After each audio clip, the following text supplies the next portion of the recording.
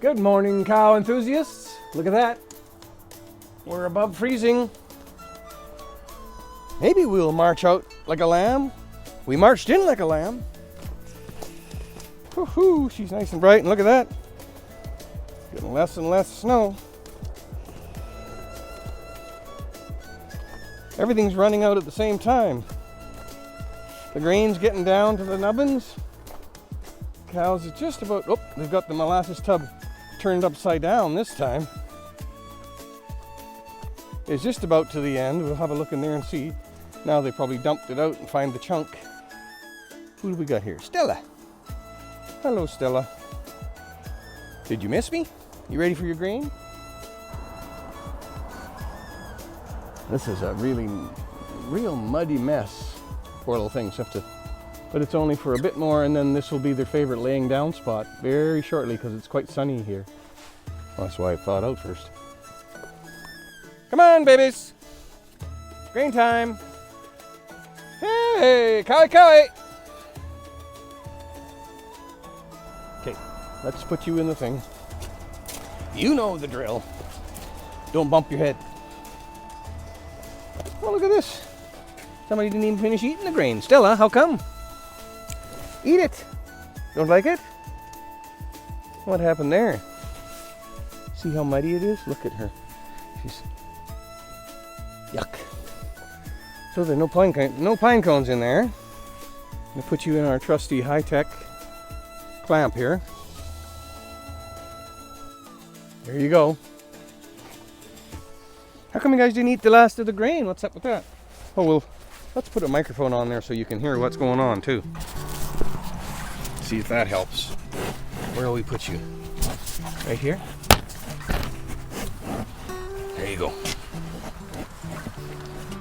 Okay, babies, here it comes. Watch out! Watch out, watch out, watch out, watch out!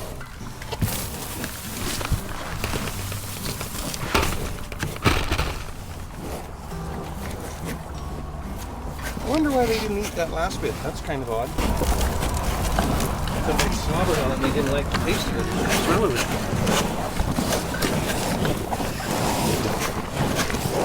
We had here. Pull you out of here now. Got that part. Oops. Different mode to steer this camera. There we go.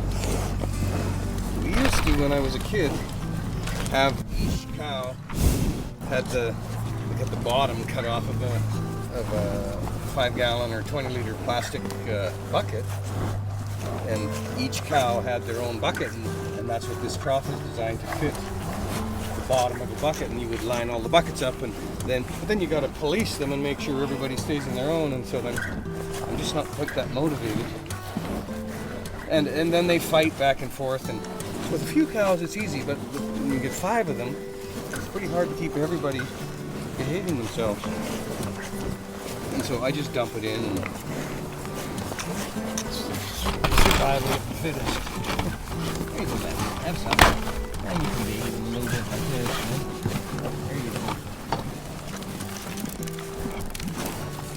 Everybody get some?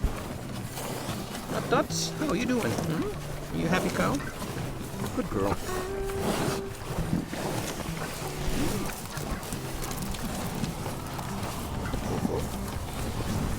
It's funny that her name's Coco when she's black, but when she was a baby, because her father was a purebred Angus bull, black Angus cows, just if you didn't know, most of the time are born this dark chocolate brown, cocoa color.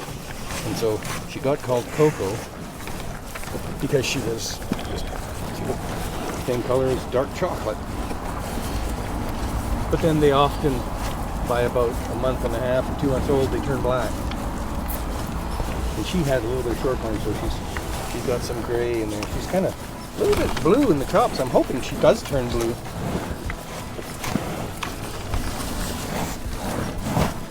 There you go. Yeah, good boy. All right, they're just about finished here. We'll go over and wade through the muck.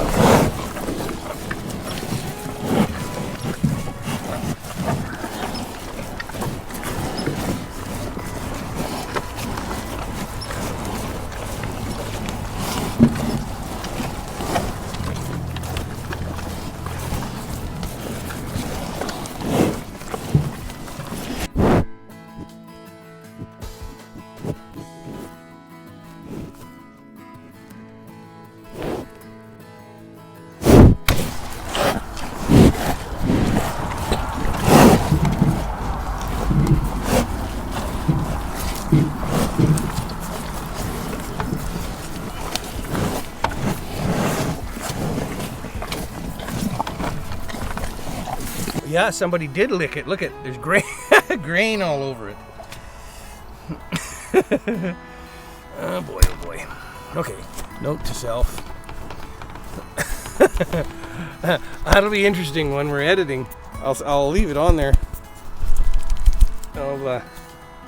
You guys will see if you can hear when the cow licks the microphone. Okay, clip you back on the collar here. There.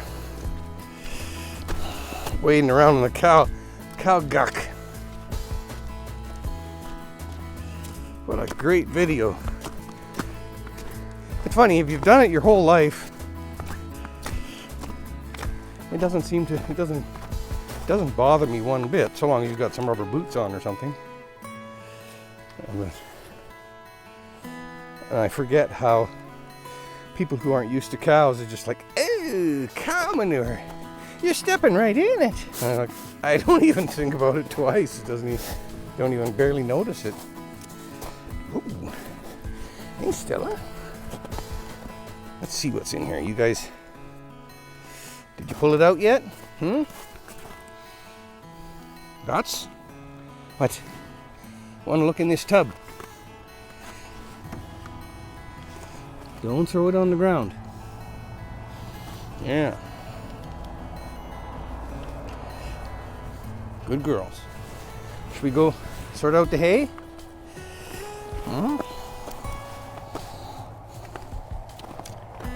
Stella, she's done a little growth spurt lately. She's a big girl now. Her mom is that cow out at the farm that has the Sarah. Has the two brown patches on each eye.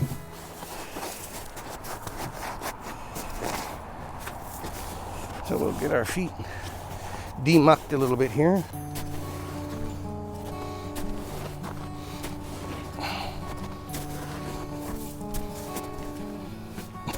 Cow feeder hokey pokey. That's what we're doing here, shaking all about. I don't know if that's just the hokey pokey. Is that just a Canadian thing? It's a folk dance. It's called the hokey pokey. I don't know if that's just Canadian or if it's also American or what country that originates from. Probably Scotland or something like England or something. Don't know. Make a comment if you know. There, okay. The hokey pokey is good. We got a little rock there that we step on so we don't get messy. Do the last bit here. Okay, look it, we don't have much hay pile left. That's it. We'll come down two bales down from the top now. And can't see on that side, we'll go around this way. Not much hay left at all. Look at that. So it's 2 bales wide and 3 bales long, and 1, 2, 3, 4 bales high. So we'll be heading to the farm next week sometime. All right, set you guys up here and then we'll get a bale of hay. I'll give them another one anyway. There's quite a bit of, well, maybe I won't. I'll just scratch this in because you can't give them too much, otherwise they get fussy. And so you gotta feed them as much as they'll eat but make sure that you don't ideally the cow would swallow the last mouthful of hay and then you'd come along and put some more there. Then we have a look here. And there's sticks and pine cones and things that a cow's just not going to eat. I'll put them back in here. I'll get us a pitchfork.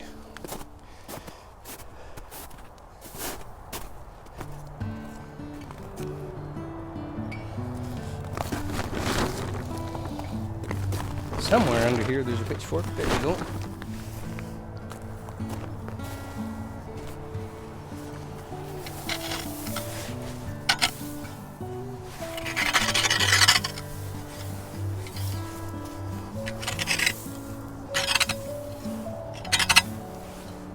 See, and I've told you guys lots of times that Timothy, it's a great hay crop to grow because it's a kind of prolific and you get lots out of the deal. But when you feed your hay to the cows, because my hay crop is a mixture of a lot of different things over the years. We've seeded it here and there with whatever the forage crop was that was a seed crop was on sale at the farmer's market.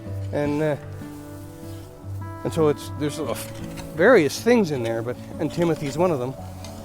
But they eat the Timothy last, and so from that you can deduce only one thing: is they like it the least. And but the thing is, I mean, you need a hay crop, so they eat that red top. The red top only grows maybe a quarter as high as the Timothy does. Timothy, it gets, well, on that little red tractor at the farm, the Timothy grows taller than the hood of the tractor sometimes in certain areas where it's just right.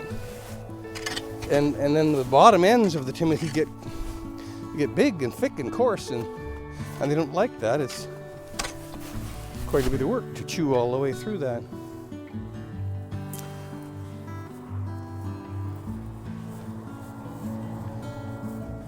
That was kind of a stroke of luck that they never swallowed that microphone whole. All right, that's the hay raked in. We'll put this pitchfork back where it goes. You got to keep your pitchfork. You can't just leave it out, shovel or any kind of tool like that. They get weathered and then you can get slivers off them and stuff, and then they're not nice. You need to tuck them underneath so that they don't end up all weathered and nasty. You get two takers, that's it. You want some, Coco? Have it. Good girl. This stuff here is the Timothy. Looks like a baby bulrush. See it there? And this part they like because there's the seeds in there, and that's very rich. That brings up another topic, but the butt end, the part that's close to the ground on the Timothy, gets really thick and big and coarse, right? And I think the food value is there, but it's tough to chew. And so they like, like the clippings off your lawn that comes out of your lawnmower. If you could make hay out of that, that is ideal cow food because it's so easy chewing and fine, and the color, the green, right? If you've locked the color in, you've locked the nutrients in as well, right? Is that how it is?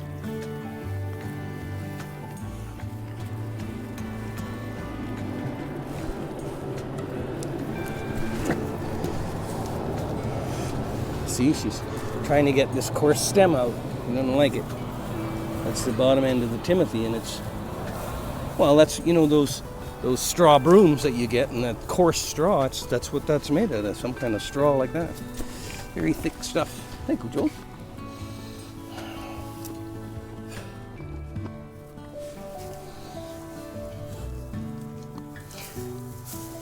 I was out to the farm day before yesterday, and I had a look at the cows. I didn't film anything because there really was no change there, but today's the day. If you look up on the internet, just Google cow gestation chart, and it's laid out very plainly there. If you put the bull in with the cows on this day, then here's when, if the cow gets bred on this day, not if you when you put the bull in, because each cow comes into heat every 28-day cycles. On average 28 days. If you have a smaller breed, it's a little less than 28 days, and a larger breed is a little more. Well, on average, cow comes in heat every 28 days, and then 9 months after that. It's not exactly 9 months, but whatever the number of days is, and that cow gestation chart will tell you exactly when the cow gets bred this day, and you just follow it across, and that's what day your calf is due.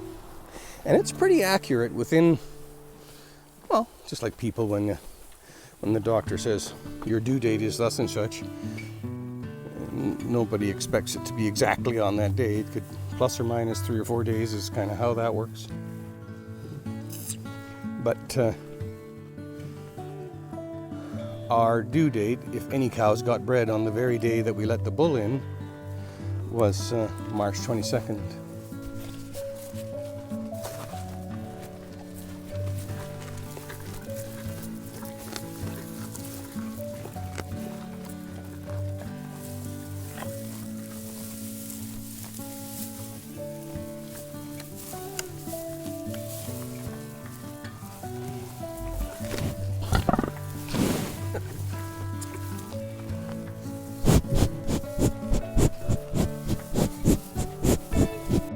Licking the microphone. Good girl.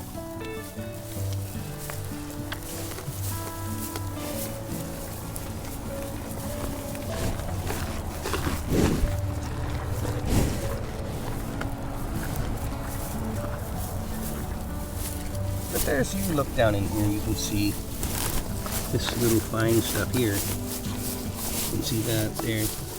That's called red top. And those are seeds too, but they're very, very, very fine. But they're very nutritious, the seeds. That's where the oils and so on are. That's what makes me, you know, this latest craze that cows should be grass-fed and not grain-fed. Cows eat grains all the time. It's their favorite part of the grass is the seed head. That's what they're looking for when they're licking. All the fine stuff and the seeds fall on the bottom, and that's what they go after. So of course cows eat grain all the time. Oh, have you ever heard someone say you're gonna go sow your wild oats? Well, there you go. This is what wild oats looks like. Just like that. And they love it. There's some oats, and there's all kinds of seeds, and here's some red top again. It's nothing but the tops, right? If you've done a good job of your hay, and you don't rake the daylights out of it so that all the seeds get beaten off and fall on the ground, very gently cut it down and fold it up into a bale so that you get that. That's what the cows are after. And so the fact that they're like, oh no, you can't feed seeds to cows, is like, cows have been eating seeds since before people were around. Look at that, she got some right there for a decoration. Want me to help you with that? There you go. What do you got to say?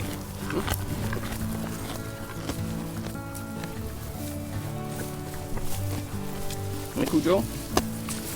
Who licked the microphone before? Made my microphone all wet.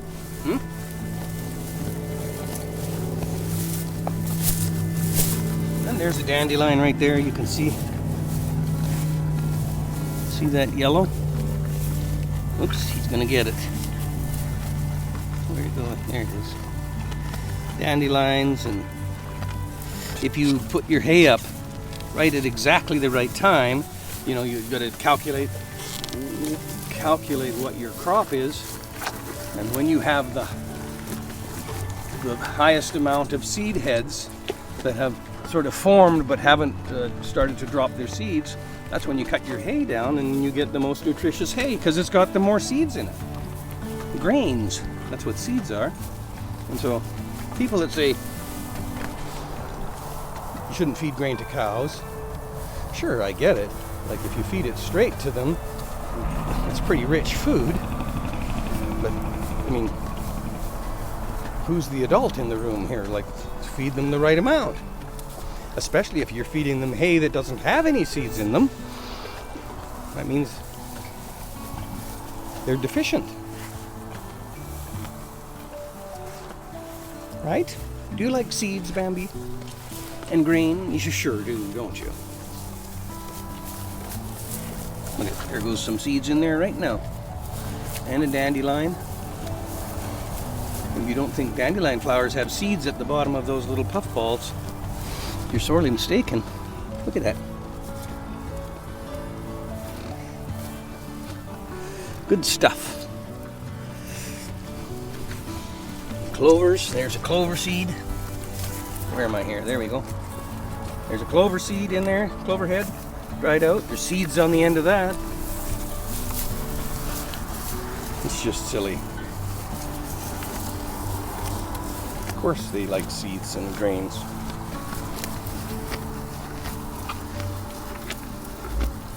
A well-balanced diet, right?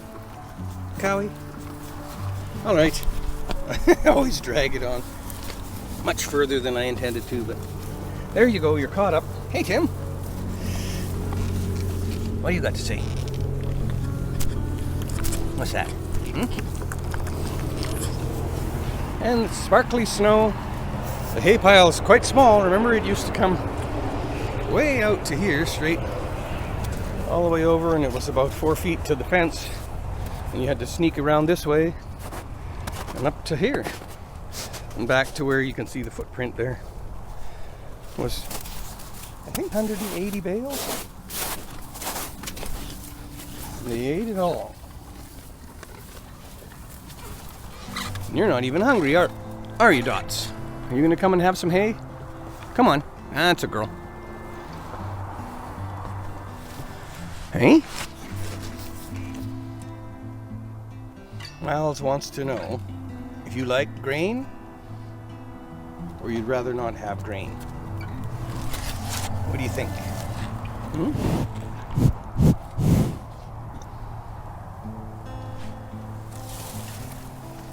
Okay, folks. That's your update for today. So, wherever you are, have a happy day.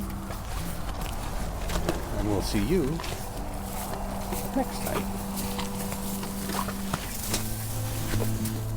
Yeah, we already petted the cows. We don't need to do that again, do we, Tim?